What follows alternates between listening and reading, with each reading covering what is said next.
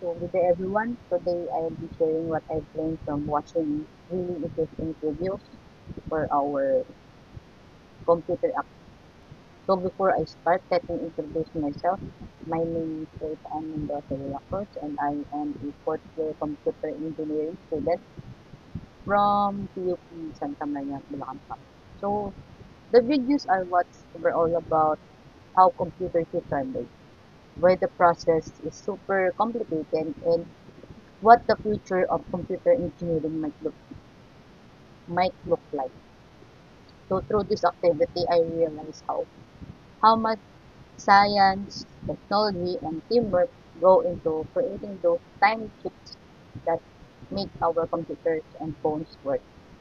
So it honestly made me appreciate how much effort and innovation are behind every device we use every day. So let's start with the first video, which is the chip manufacturing. So from this one, I learned that making a chip actually starts with something as simple as sand. The silicon in the sand is purified until it's almost 100% pure, then shaped into a big crystal called an ingot.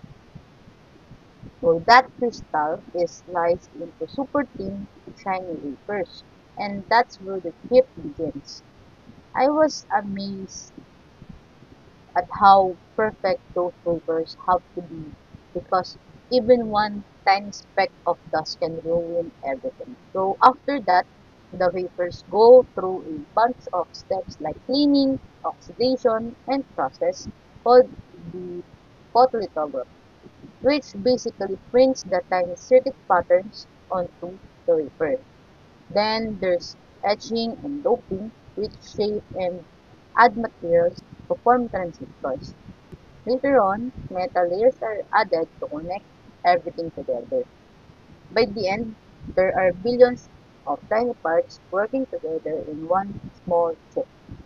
So finally, each chip is tested, cut, packaged, and tested again before being sent to companies. What stood out to me was how precise and clean everything needs to be. Even a small mistake can make the whole chip useless. So next is why chip making so hard. So this video about why chip making is so hard explains why chip manufacturing is such a difficult process. Why? Because it's not just about following steps, it's about making things perfect at an extremely small scale. So the transistors inside the chip are even smaller than a virus. So even the tiniest error can cause a big problem. So the machines used in this process, especially for extreme ultraviolet lithography, are insanely advanced and expensive. Just building one chip factory can cost billions of dollars. I also learned that as technology improves, companies keep trying to make chips smaller, faster, and more efficient. But that's getting harder because of physical limits. At those time scales, electricity and heat act different, and controlling them becomes a real challenge. It made me realize how much hard work and innovation go into something we often take for granted, like the processors in our phones and laptops. So now we will proceed to the photolithography. So in this video, it focused on how of the most important steps in chip making.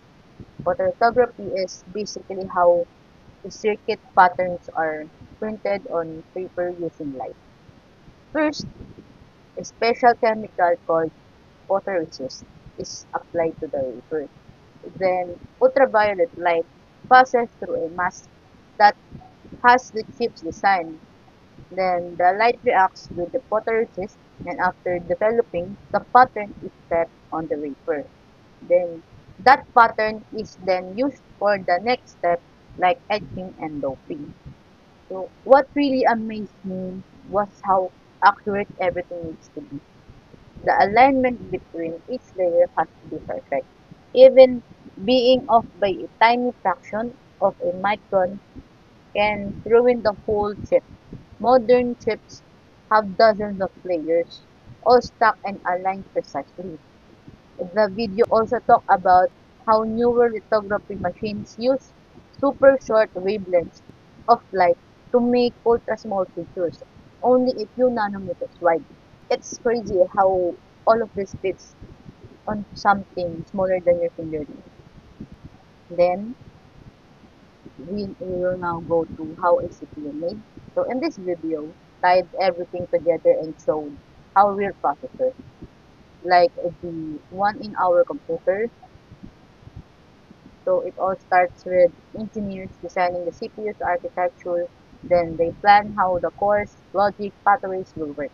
After that, the design is turned into masks used during the chip making process. Then the same steps we've talked about, which is the photolithography, etching, doping, and layering.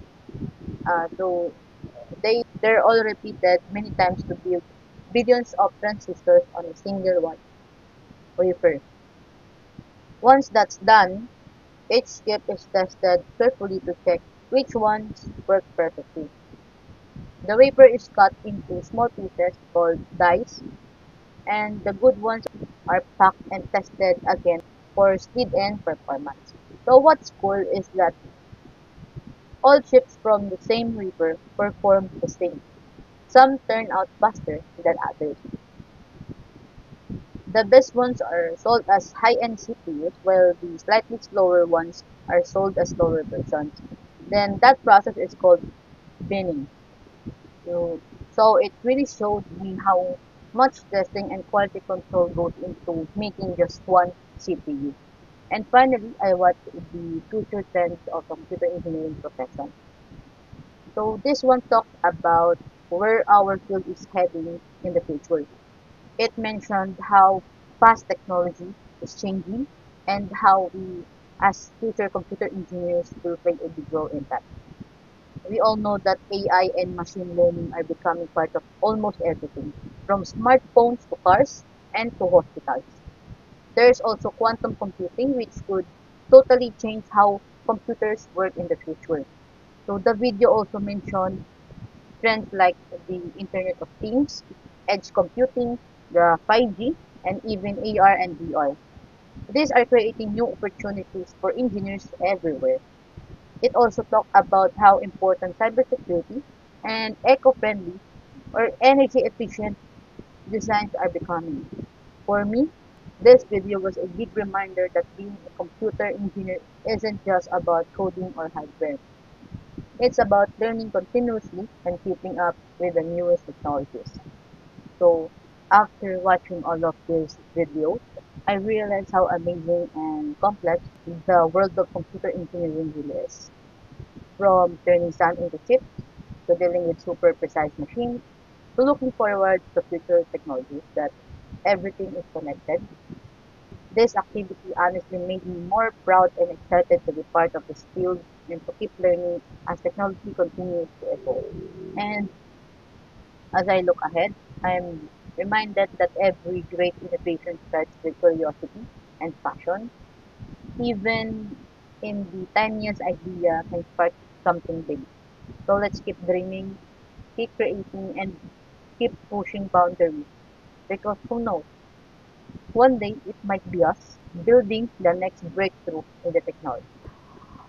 So just like a tiny chip can power an entire computer, our small efforts today can lead to something truly powerful in the future, especially in our future. Every late night study session, every project, and every challenge we overcome is like adding one more transistor or one more piece to the bigger design we're building for our future.